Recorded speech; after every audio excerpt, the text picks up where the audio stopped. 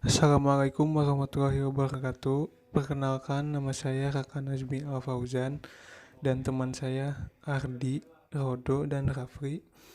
Di sini kami akan menampilkan video yang menjelaskan tentang jenis hak-hak atas tanah sebagaimana yang diatur dalam Undang-Undang Nomor 5 Tahun 1960. Yang pertama adalah hak milik. Hak milik merupakan hak turun-temurun terkuat dan terpenuh yang bisa dipunyai orang atas tanah. Jadi dari segi kekuatan penguasaannya secara hukum, hak milik ini mempunyai prioritas paling tinggi atau paling kuat. Sebagai hak yang paling kuat, hak milik ini memberikan hak kepemilikan kepada pemegang haknya dan berlaku untuk selamanya.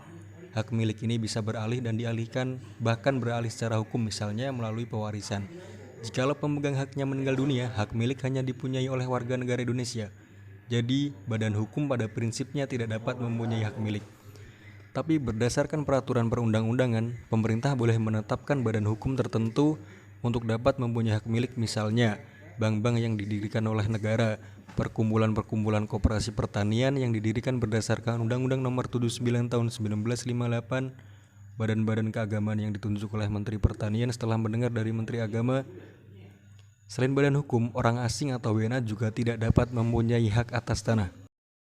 Hak guna usaha adalah hak untuk mengusahakan tanah yang dikuasai langsung oleh negara untuk usaha pertanian, perikanan, atau peternakan. Mereka yang dapat mempunyai hak guna usaha adalah warga negara Indonesia dan badan hukum yang didirikan menurut hukum Indonesia dan berkedudukan di Indonesia. Jadi seperti hak milik hak guna usaha, warga negara asing dan badan hukum asing tidak dapat mempunyai hak guna usaha. Hak guna usaha bisa diberikan untuk tanah yang luas minimal 5 hektar, dan kalau luasnya 25 hektar atau lebih, maka usahanya harus menggunakan investasi modal yang layak dan teknik perusahaan yang baik sesuai dengan perkembangan zaman. Hak guna usaha bisa diberikan untuk jangka waktu paling lama 25 tahun dan perusahaan yang memerlukan waktu lebih lama bisa diberikan paling lama 35 tahun dan kalau habis bisa diperpanjang sampai dengan 25 tahun. Hak guna bangunan adalah hak yang mendirikan untuk mempunyai bangunan-bangunan di atas tanah yang bukan miliknya sendiri, yaitu di atas tanah yang langsung dikuasai oleh negara atau di atas tanah milik dari pihak orang lain. Orang yang mempunyai hak guna bangunan warga negara Indonesia dan badan hukum yang didirikan menurut hukum Indonesia dan berkedudukan di Indonesia. Jadi seperti hak milik hak guna usaha warga negara asing dan badan hukum asing, seperti halnya hak milik dan hak guna usaha tadi tidak dapat mempunyai hak guna bangunan.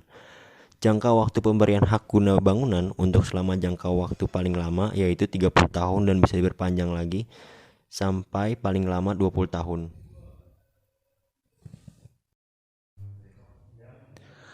Hak pakai adalah hak untuk menggunakan dan atau memungut hasil dari tanah yang dikuasai langsung oleh negara atau dari tanah milik orang lain. Hak pakai ini memberikan kewenangan dan kewajiban kepada pemegangnya.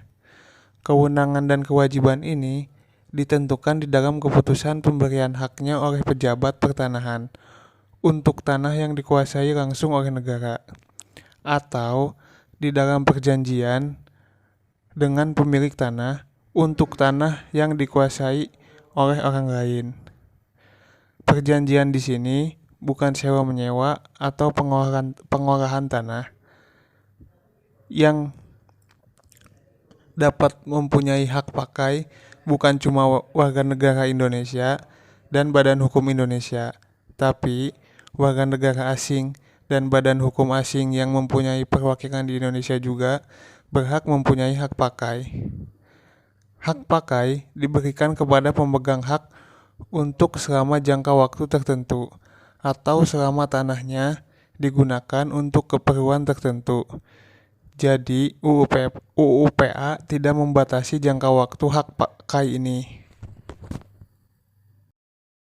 Sekian apa yang kami sampaikan. Atas perhatiannya kami ucapkan terima kasih.